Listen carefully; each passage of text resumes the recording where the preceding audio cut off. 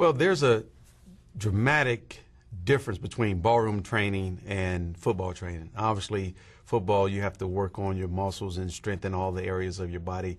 And ballroom, there are some similarities in terms of those things, but ballroom is more geared for the leaner guy versus the bulkier guy like I was. And so ballroom is more tailored to the elongated muscles versus the short, tense muscles.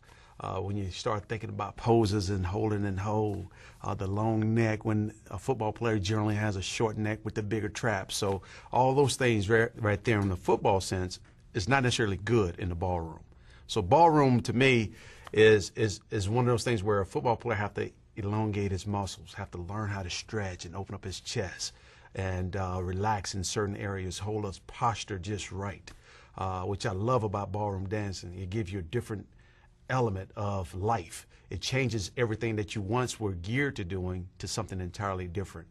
And ballroom to me is, there are so many great dances that you can learn and have so much fun doing them, and you can do it at a high level to where you burn so much energy is as if you was working out training for football. I think I leaned up a lot. I lost almost 15 to 18 pounds. I went from 222 down to 206 to 207 on the final of the actual show. And so I lost completely a lot of weight, and I sweated and I trained a lot. The difference that I would see in training for a television show where you have 16 weeks to prepare and train and compete versus a normal person that's walking on the street is that a person